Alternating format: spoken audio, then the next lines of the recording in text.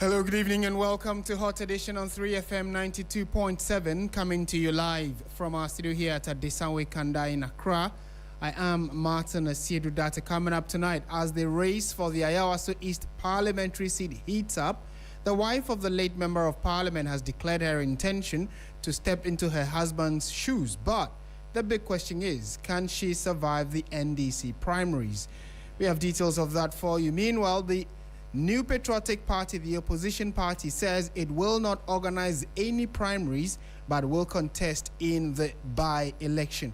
We'll give you specific details in a moment. Later, the latest polls place Dr. Mahmoud Bawumia comfortably ahead of four other contenders in the NPP's presidential primary slated for the 31st of January 2026. Your Election Command Center will bring you an analysis of how all of this is expected to play out. And later, is global health under threat following the withdrawal of the United States funding from the World Health Organization? Tonight we ask, what does this mean for Ghana's health sector? These stories and more coming up shortly, including business and sports. Before that, let's get the news summaries with Nura Mohammed. Thank you, Martin. Good evening. First, in the summaries, the Savannah Regional Police Intelligence Department has arrested 22 Togolese suspected of involvement in illegal mining activities within the West Gonja municipality of the Savannah region. The suspects were arrested on Friday, January 23, 2026, when a team of police officers intercepted a Kia truck with registration number BA22312. The vehicle was being driven by suspect Abdul Majid Yakubu. Meanwhile, the Accra Regional Police Command has arrested 3 suspects in connection with SIM box fraud activities within residential apartments at the Sakumono Ramsar site. All 3 suspects were arrested in separate apartments, and police say a search conducted at the apartments of the 3 suspects led to the retrieval of sophisticated electronic gadgets, SIM boxes, and several assorted SIM cards believed to have been used for the alleged fraudulent activities. Also, the Forestry Commission has hosted Mr. Michael Curcio, West Africa Program Specialist of the United States Forest Service, as part of a program support and monitoring mission to Ghana from January 19 to 23, 2026. The visit forms part of ongoing collaboration between the USFS and FC to strengthen natural resource law enforcement and combat illegal timber trafficking in Ghana and the wider West African sub-region. Now, the Forestry Commission has hosted Ms. Caterina Vieira, a member of the European Parliament and standing rapporteur for trade relations with West Africa, as part of a working visit aimed at strengthening cooperation between Ghana and the European Union in the forestry sector. The visit formed part of efforts to deepen the European Parliament's understanding of Ghana's forestry sector, to gain insight into the key challenges confronting the sector, and explore how Ghana plans to harness the opportunities arising from the forest law enforcement, governance and trade licensing scheme with the EU.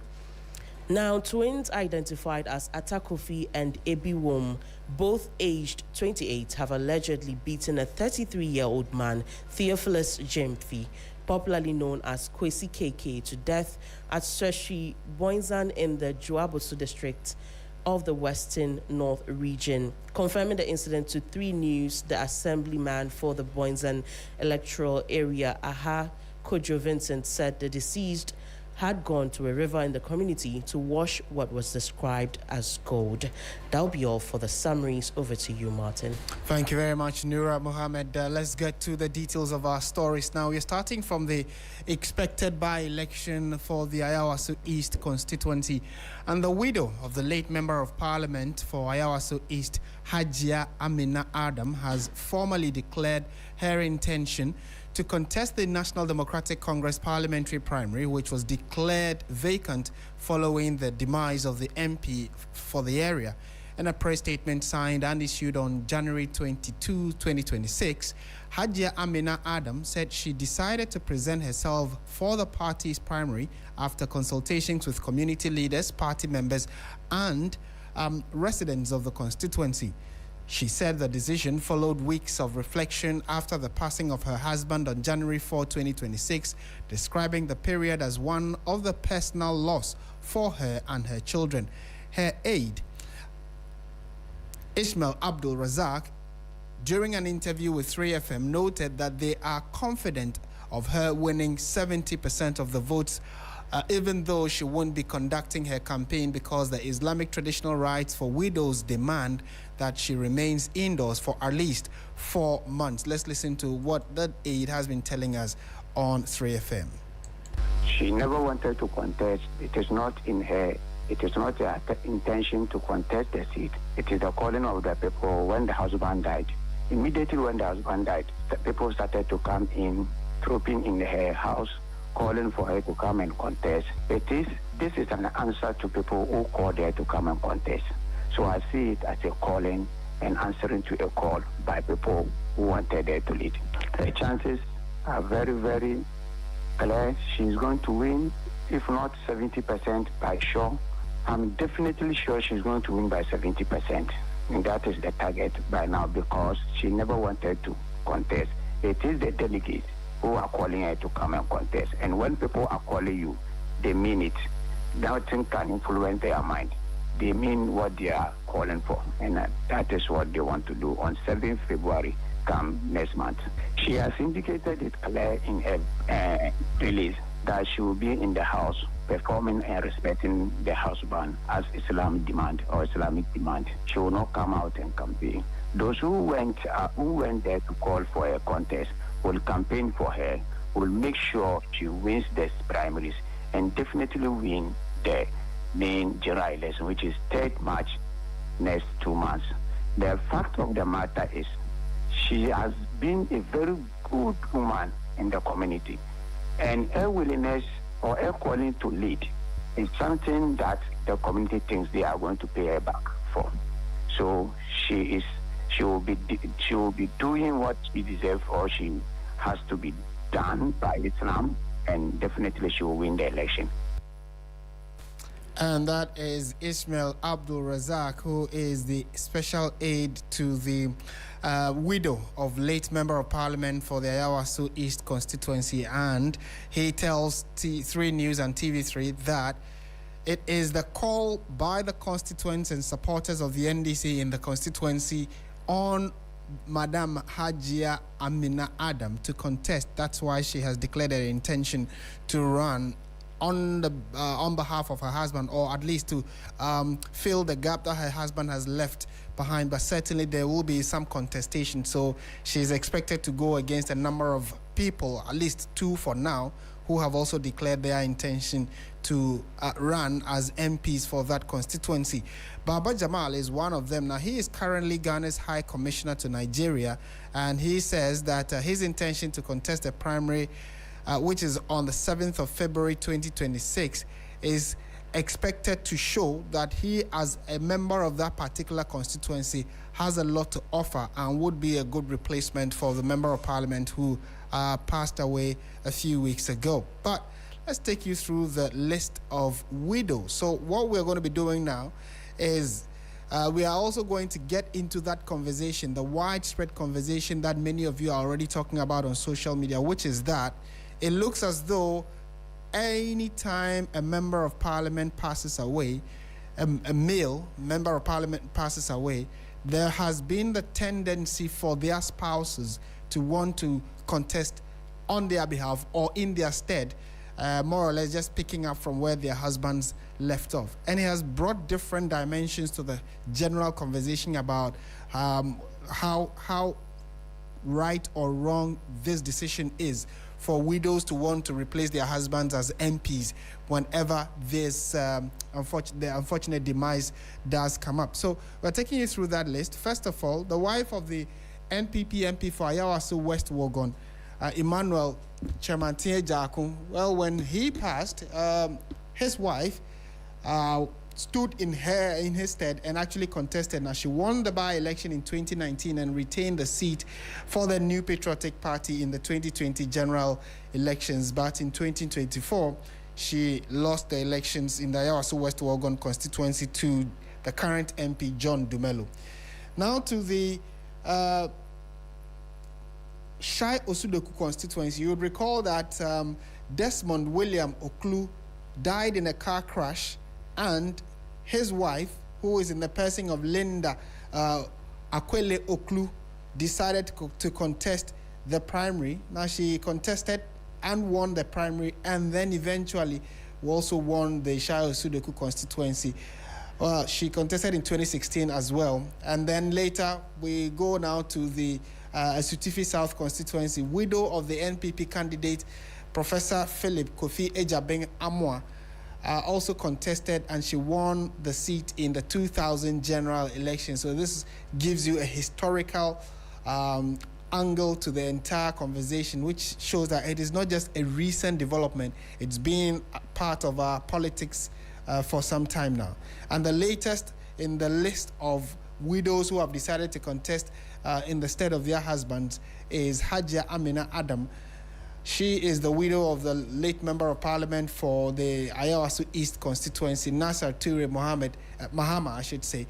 She has declared her intention to run on the ticket of the NDC, and you heard a few minutes ago where her aide tells us that she has decided to contest purely because constituents and NDC supporters say that they believe she will do a good job on their behalf. Again, we have the wife of the Member of Parliament for Mfantiman, that is Eko Kwansa Hayford. She resigned from her position as an officer of the Ghana Police Service and contested the seat on the ticket of the New Patriotic Party and actually won the 2020 general elections for the Mfantiman constituency. So she also, on the demise of her husband, decided to contest and actually did win. So it gives an idea of what has been happening in our political front. When husbands die, their wives decide to contest. Again, we have Lydia Lamisi, who is the wife of, was the wife of late David Adakudugu, former NDC MP for Timpani. She also contested in the 2020 parliamentary elections and won, replacing her husband in parliament. So that is for the Timpani constituency. So the list goes on. And so when we come specifically to the Ayawasu East constituency, the 4 individuals who have declared intentions to campaign, we've mentioned Hajia Amina Adam. Also, we have Baba Jamal, who is Ghana's High Commissioner to Nigeria. And then we have Najib Mohammed Sani, and then also Dr. Yakubu Azindao.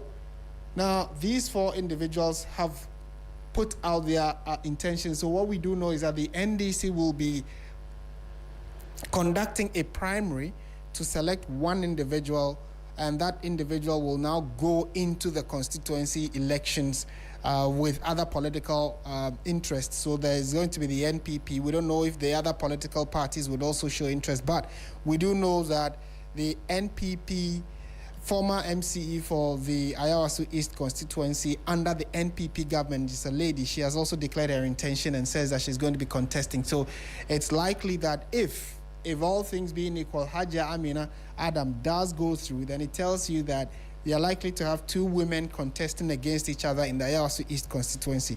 But a lot depends on how the NDC primary will play out before we can have that finality of who is likely to replace the late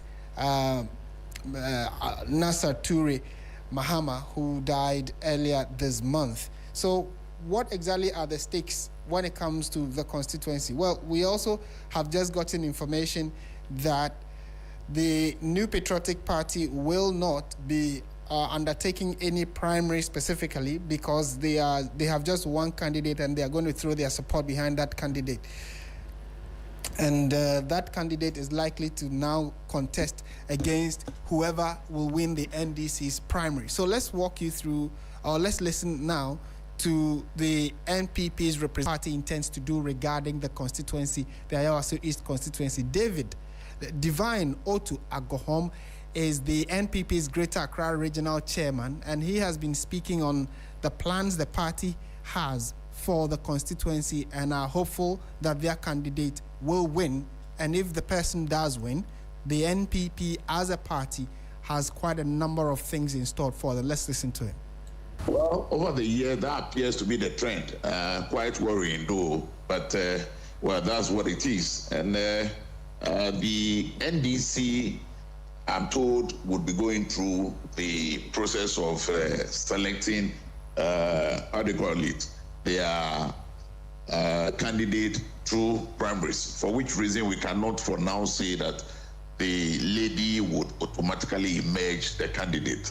Once they are opening nomination and there are others who are also interested, chances are that others other than the wife emerge the winner of the primaries, for which reason the lady might not be the candidate. Be it as it may, considering the trend in situations such as this, the wives of the deceased always, emerge winners if they get into the race. So that is the Greater Accra Regional Chair of the NPP, Divine Otu Agohom. Now let's speak to Rashid Tanko Computer, who is the Deputy Director of IT and Elections for the National Democratic Congress. A very good evening to you, sir. Thank you for joining us on 3FM. Good evening, my dear. How are you? Very well, thank you. How far are preparations for the primary that the party intends to hold ahead of the by-election? What are the plans so far? Very well. We are ready for tomorrow. We are opening nomination for would-be candidates to pick their nomination forms tomorrow at the party regional secretariat in Accra here. So the forms goes for 5,000 Ghana cedis tomorrow. And then the filing will be on Tuesday. They'll come and file on 27th. And then on 28th, we will do the vetting and balloting, as well as appeals. That committee has been set by Functional Executive Committee. When you do vetting, at least at the end of the vetting, some people might not be happy with the outcome of the vetting. They will appeal. And when they appeal, the appeal committee will deal with that matter. And so we have set out the process, a very smooth process. And then when that one is done, then we'll go into the printing of the ballot papers. Then on the 7th of February, we'll do the primaries. Let me add that the delegates lists are ready. We already have the delegates list. The one we use for the 2023-2024 primaries is the same delegates list that we are going to use. We are not changing anything in, and we are not adding anything in the delegates list.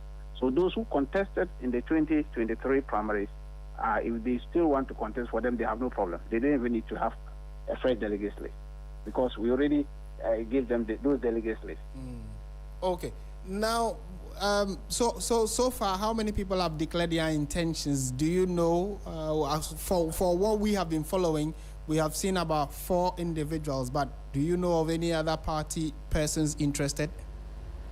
As a directorate, we deal with those who come and pick our nomination forms. Okay. And so I can assure you that it's tomorrow that we can get the true reflection of people declarations.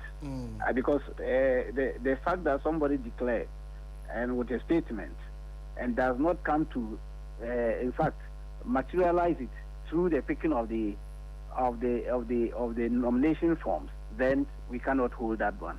Right. So what we'll do is that we rather wait for tomorrow, and then at the close of tomorrow, we would have known those who would pick the nomination forms, and we can talk about it.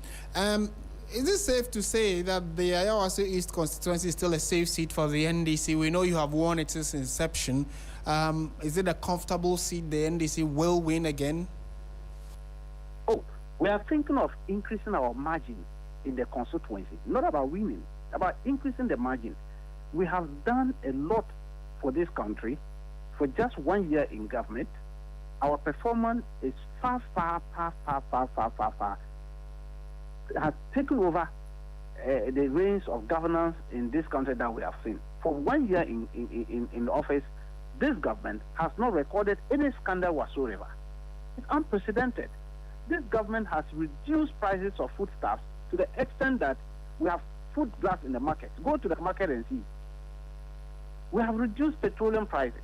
We have reduced the the cost of tickets to Hajj.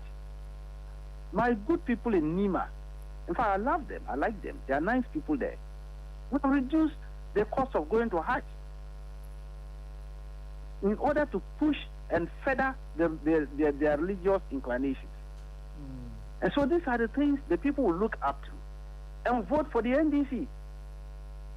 Already we are in the comfortable lead in that constituency.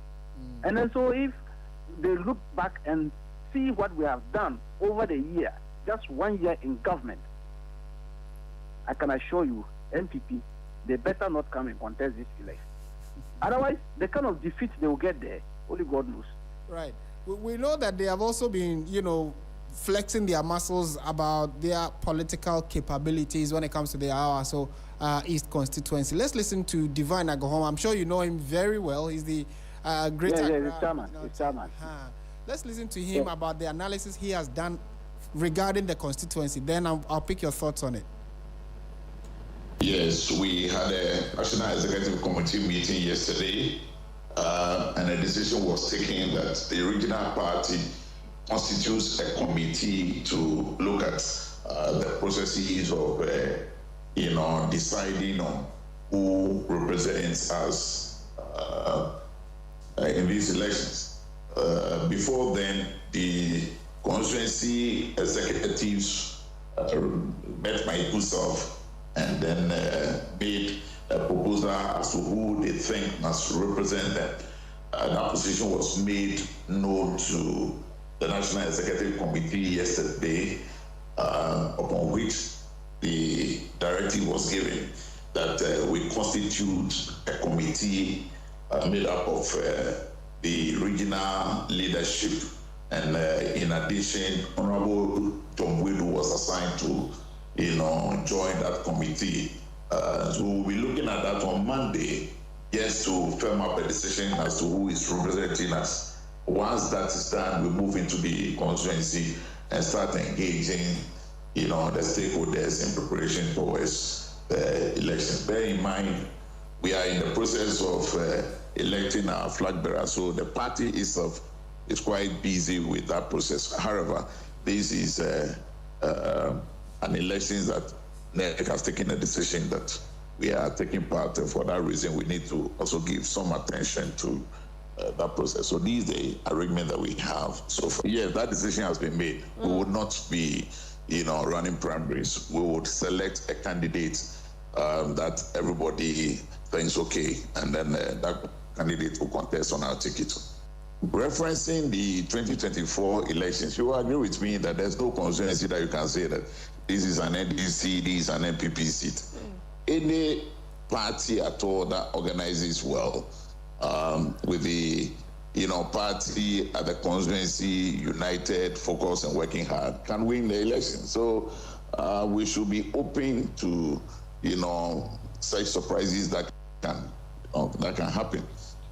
Yes, I agree with you to some extent, because over the years, the NDC has been winning that election. That is not to say that the NPP cannot win.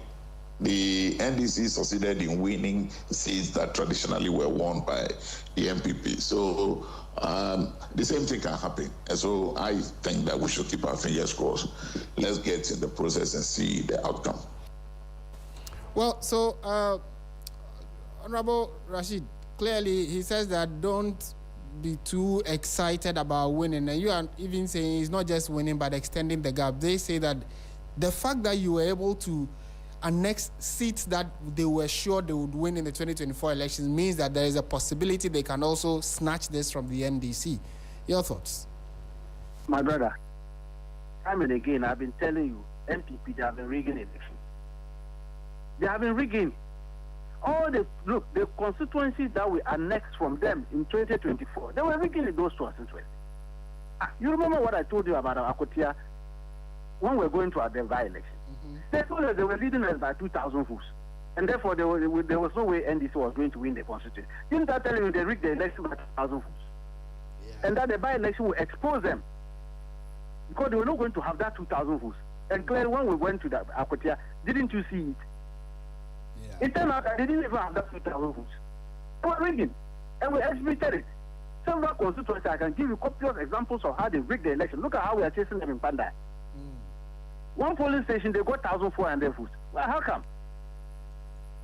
This is the kind of people we are talking about. So, up for them, we know that we need to go into election with clean hands. We don't have mentality of rigging. we want to have free, fair election and we win.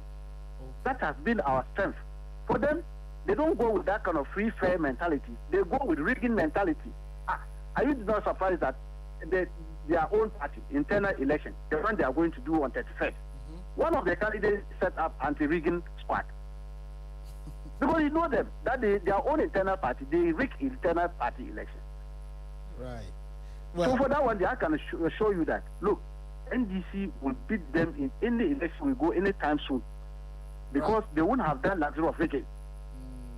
I mean, it's obvious we all were witnesses to some of the high-profile constituencies and how your vigilance and the vigilance of the ordinary Ghanaian helped in getting the real results on the ground. So that is it. That's what we are talking about. We are looking forward to this one as well. But let's shift to the conversation having to do with widows now contesting constituencies where their husbands were MPs when their husband passed away. It has become a topical conversation, and I just want to pick your thoughts on it.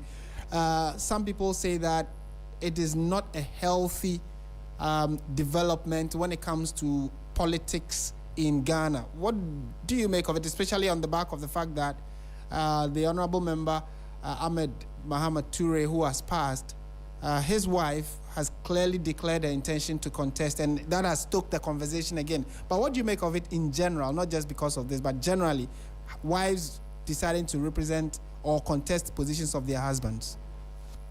Well, you see, like I indicated to your other colleagues, I'm a deputy director of election for the NDC and going to be the referee for the upcoming primaries.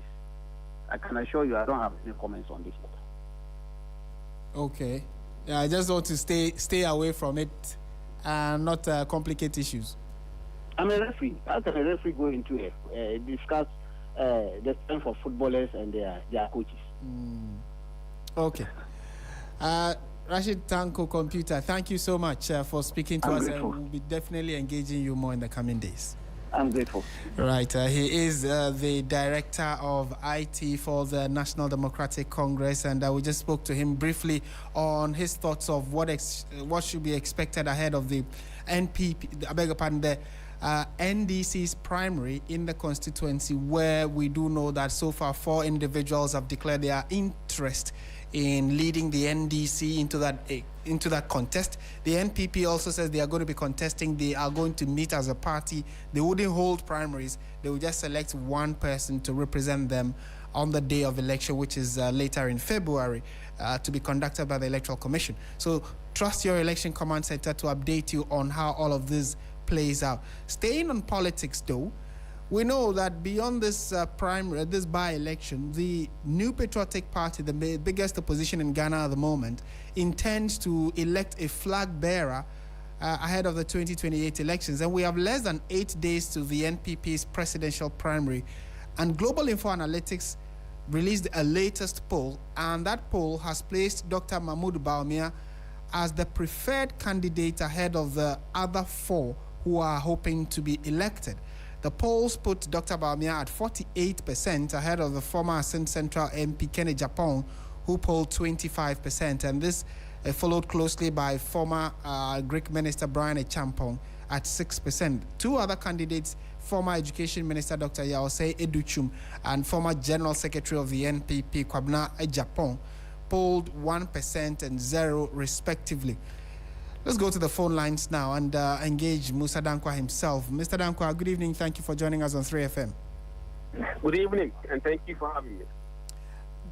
I am sure you have been following now the polling that you seem to have grounded yourself in has drawn quite some interest. A number of people are also conducting polls.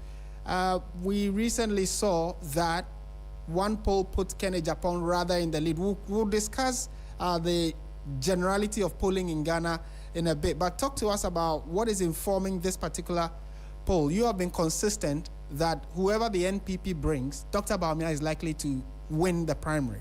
How so? You know, we've been following this for the past 4 months, and nothing has changed in terms of the order of the pecking. Bawumia has been leading in the polls from 52% before, and then dropping to around 43%, and now looking at the data is around 48%, with 21% of them saying they will not disclose. So he has always led. But what we've noticed is that in the last few days of the campaign, we've realized that Kennedy numbers has been plummeting quite significantly on a daily basis. Oh, you mean Kennedy Apon's numbers have been reducing rather? Yes. You know, from Tuesday when the video of his outburst went viral, I think that video didn't do him any good at all. And from that point, we've seen him drop on a daily basis 1 point. And that drop in the vote doesn't go to Bawumia, but goes to Brian Acheampong. Right. Yeah. So that was what I was going to ask. That. So if it has reduced, where does it go? It doesn't add up to Dr. Bawumia, but Brian Acheampong picks the excess. Brian Acheampong is picking the numbers from Kennedy as far as the polling is concerned. Do we know what is doing the trick for Dr. Mahmoud Bawumia, or it's by virtue of the fact that he is the most popular candidate of the NPP and was out of the last election, 2024 election, came second? I mean, 45% of NPP delegates believe that presenting a candidate for the second time will help the party. 45%. Okay. And he's on 48%. So that is what is really driving his numbers up. They believe that he's been sold before, he's been marketed before, and that he has the best chance of winning it for them. Is there a possibility that in the next few days anything could change and reduce his current lead of 48% to for Ken to close the gap, or it will remain and probably even increase? I mean, he has been consistent with his numbers. He's been between 43 and 52% for the past 5 months. And as we see turbulence in the polling numbers, it appears to be steady, and Brian is the one picking numbers from Kennedy. So I don't see Bawumia losing ground. Right. And finally, 21% of your respondents said that they were not disclosing who they were going to vote for. That's quite a substantial number. If this 21% or even half of it or 2/3 of it decide to go for Kennedy Acheampong, it could tilt the scale. It won't be enough. He will not overtake Bawumia on the surface of the poll. If you look at the report, we've just done some predictions based on what we know, and we are giving Bawumia 57% of the vote. At the end of the poll on the 31st, you are projecting that Dr. Bawumia will get about 57%. Correct. Wow, okay. We would have to leave it here for now. Thank you so much, and certainly you're one of our key voices, so as we cover the primary, we'll be engaging you some more.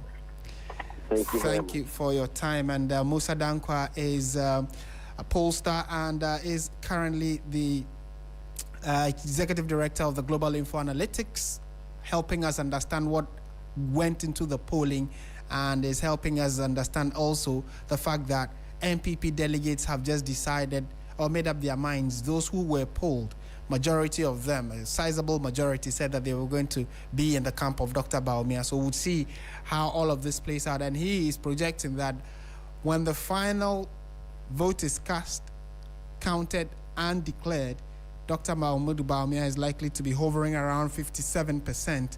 That's a very substantial size in terms of number of votes that Dr. Bawumia will be getting. So your election command center will update you in subsequent bulletins on how the campaign is heating up. We have 8 days to go, so you would want to be with us, especially on our social media platforms, as we navigate all of this to ensure that you are also in the know of what's happening. This is 3FM 92.7. We're going to some other stories. Like I indicated, this bulletin is live around the world on our website, 3news.com. We're also streaming on Facebook and on YouTube, so your comments are very welcome. Do keep sending them to us, and we are happy that you are part of the show. We'll definitely reshare and tell the world what you're thinking about the many stories we have for you this evening. Let's turn our attention to global development and health. The United States has officially withdrawn from the World Health Organization, leaving the UN agency without one of its biggest donors. Washington has traditionally been one of the biggest donors to the World Health Organization, but has not paid at the organization. Although the World Health Organization lawyers suggest the U.S. is obliged to pay the arrears, which is estimated at about $260 million, Washington said that there was no reason to do so. U.S. President Donald Trump signed an executive order signaling the withdrawal a year ago, having criticized the organization for being too China-centric during the COVID pandemic. The U.S. Department of Health and Human Services said that it took the decision due to the World Health Organization's alleged mishandling of the pandemic and inability to reform the political influence from member states. Seuss said that the withdrawal was a loss for the U.S. and the world. In a moment, we'll get some clinical perspective or some health perspective to this conversation, but we'll see if this would be having an impact on Ghana. Let's find out what exactly this could mean for Ghana, because we are part of the global community and issues of health do concern us as well, because it could go either way. We could be the people who are benefiting from the donations that are made to the World Health Organization, and as it stands, the biggest donor, the United States, says that they are not going to be a part of it anymore. But what kind of global impact does this have? Let's go to the phone lines now and speak to Professor Fred Benka, whom we have spoken to earlier and has been giving us his thoughts on this. These global pacts that we have been signing with the WHO allows the world to work as one body. Today, the world is a very small place, and what happens in one part of the world will spread to the other part of the world in less than half a day. The flights are going, people are moving, and so the WHO was a good point that had been established under the UN to bring all countries together. 195 countries have always come together to look at the health challenges and to sign a pact to share pathogens and to detect new pathogens that are showing up in every part of the world. So the American government was part of this process until January last year, that they sent the final notice that they were going to leave, and that has matured now, and they will be considered as no longer members. So what it does is that we now do not share information directly with them. In Ghana, the US government has tried to sign a separate agreement with us. So it's gone from multilateral agreements to bilateral agreements. Early last year, the team from the US came and provided a template for us to sign and share pathogens under a bilateral agreement with Ghana. I'm not sure whether that has been signed, but for us directly, we are still under the WHO partnership, right, where we've signed the partnership agreement, and we'll be sharing information with all other countries except the United States. I see. So if we're looking in terms of impact, what will there be, if any? Yeah, so the major impact has been that having made this decision, the United States has withdrawn its funds, its resources that they have been putting into all this. They have been very, very serious supporting countries like Ghana to make sure they can look at the issues of pathogens, new pathogens. You know, pathogens can create a problem. We've had the recent COVID, and everybody, it brought almost the world to a standstill. The only way that is we are able to control that or have an early peek into what is going to happen is if we share these pathogens that we conduct surveillance in our own countries, and we have a pool where people put these things together, and we could see how this is spread across the world. So the major impact is that it's taking away its money, and so some countries will not be able to do some of the work that they do.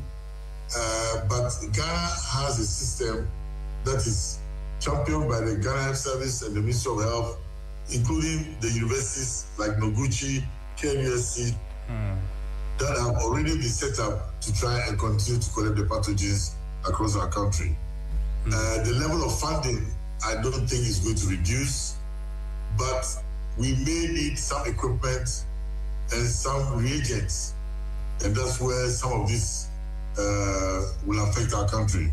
So the government has to step up and fill in the gaps to get the right reagents and some of the equipment that will allow us to achieve our goal. And you heard Professor Fred Binka sharing his thoughts on what exactly this could mean for Ghana. But let's speak to people who are directly involved in helping, the entire country when it comes to issues of health. Let's engage the Ghana Coalition of NGOs in Health and Development. Ninsao Darko Alaza has joined us. Very good evening and thank you for your time. And good evening and thank you to our listeners. When you heard this story about the United States deciding to pull out from the World Health Organization, what were your initial thoughts, and are there any implications for Ghana, you think? Yeah, thank you very much. Yeah, we, as Ghana Coalition and Youth in Health, have been embracing ourselves towards this. Because the U.S. government indicated in 2025 that their intention to withdraw from WHO. So we expected all countries should be prepared to see how to fill the void that might be created by this threat. And the effect on Ghana cannot be emphasized because it's very significant. And WHO have been supporting Ghana in terms of eradication and control of some diseases in Ghana, including polio, HIV/AIDS, malaria, and TB. And the U.S. is the largest or the biggest funder for WHO. About almost 20%, the funding comes from them. And then the rest are all coming from the other partners. So significantly, it will affect us in terms of programs. But I don't think that there's any option. But rather, we in developed countries, and Ghana in particular, should take our health into our own destiny and prepare towards it. Right. And talking about impact, how much of an assistance were we getting from the World Health Organization? And is it that that partnership we are getting, or the assistance we are getting, is going to be completely cut, or is going to reduce, and by what percentage? Have we been able to do those calculations? Yes, after the statement you just released yesterday, so we are yet to do the actual quantification. But whatever be the case, there is a significant effect. Like Anna said, in 2022, U.S. alone contributed about 20% to the entire budget of WHO. And then 2023, almost 14% of the entire budget. So what we are seeing now is, one, it can either motivate some countries to step in the place of U.S., or Ghana government, based on the rhetoric we are hearing of late, may have to look at other sources of funding internally, both for the private sector and philanthropy, to augment the distance. But quantum after now, we've not yet actually sat down to compete what the quantum of funding now will be short. But definitely, there will be shortfall for funding of the WHO activities in Ghana. Okay, and so what are the immediate plans? How do you intend to fund your activities and your operations? Where are we looking at sourcing these funds from? Now that you are more or less conjecturing that maybe you are hopeful that some private individuals or private entities would step in, how are you holding the fort in the meantime? Yeah, thank you very much. I think the way forward is, first of all, to start talking more on multi-sectorial cohesion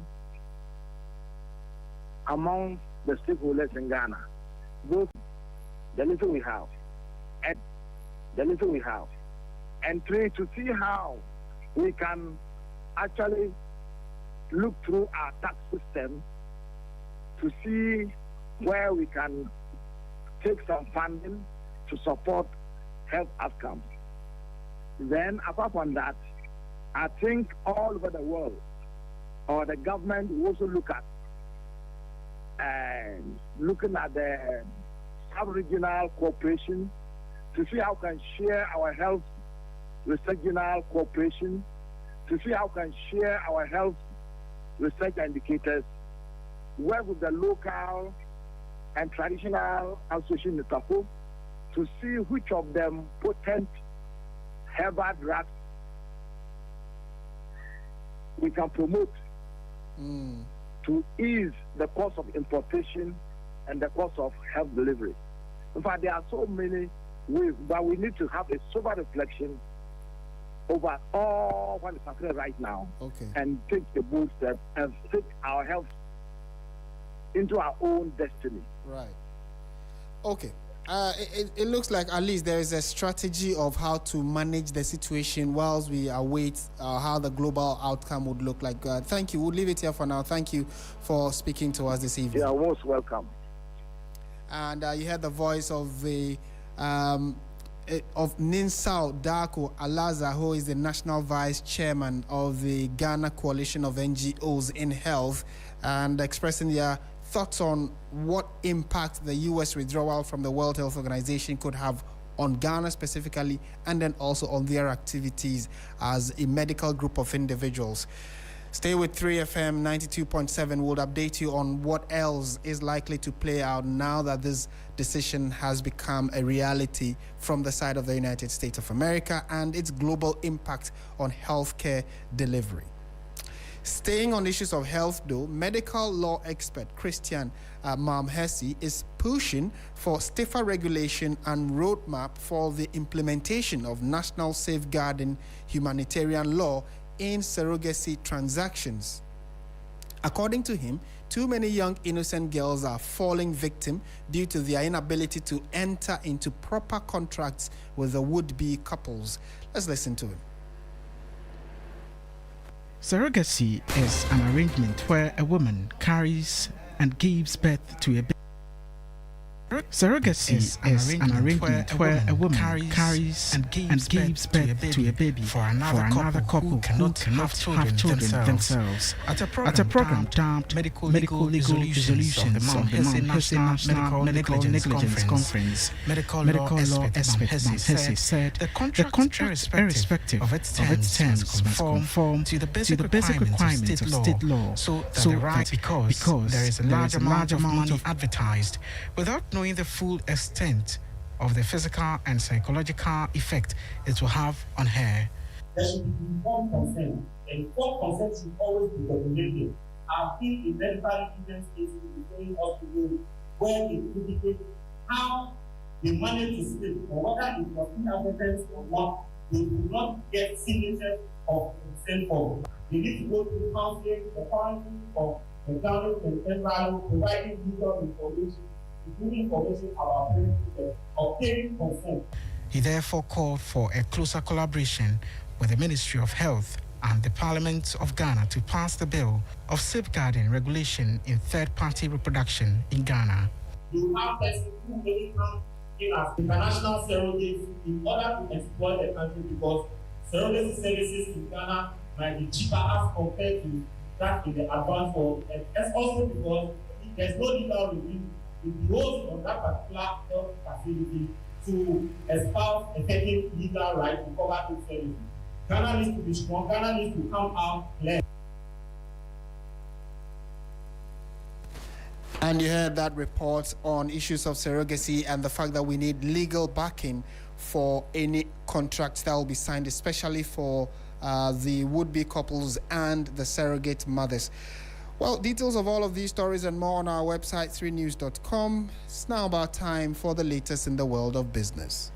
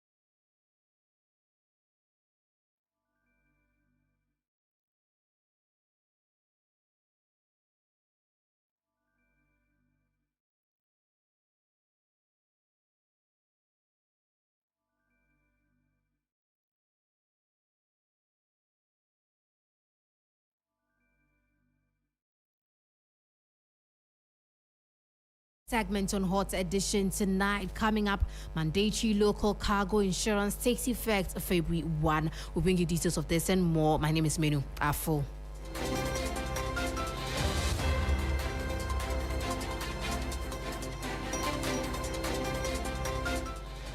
Now the details. The Ministry of Finance has issued a directive requiring all cargo imports into Ghana to be insured by local insurance companies starting February 1, 2026.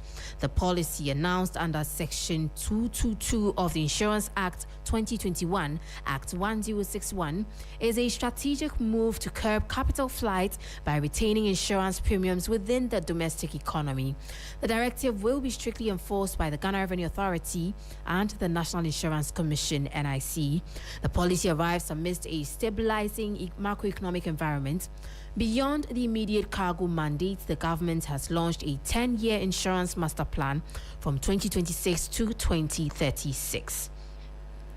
Away from that, in a bid to create an enabling environment for sustainable business development with a focus on green, digital, and inclusive growth, some 900 entrepreneurs are set to benefit from the 17.3 million euros on green, digital, and inclusive private sector development project. The initiative is a collaboration between the European Union in Ghana, the Kingdom of the Netherlands, France, and the UN Capital Development Fund.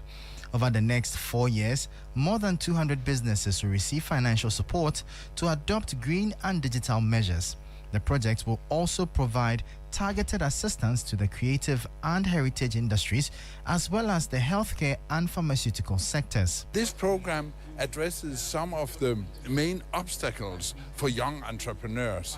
It addresses the issue of access to finance. You know, if you have a great idea, it doesn't suffice if you don't have the money to implement it.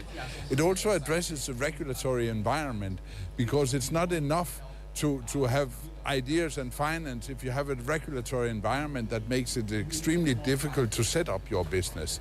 The program aims to create more jobs and help address unemployment in the country. The ultimate goal, of course, is to reduce unemployment in Ghana, and especially youth unemployment. I think that Apiako, the poet, was very forcefully explaining what the problems of the youth in Ghana are. And I think that this program is a very useful contribution to reducing those problems. The government of Ghana says it remains committed to ensuring the project makes significant progress. We are expectant that the outcome of this initiative will definitely position Ghana into the regional ladder and drive job creation for the youth of this country. That was a report on European Union and partners launching 17.3 million euros projects to boost 900 Ghanaian entrepreneurs. And that will be all for Business News on Hot Edition. For more business stories, please check out our website. It's www.3news.com. My name is Minu Afo. We have more updates for you. Please stay with us. Stay tuned.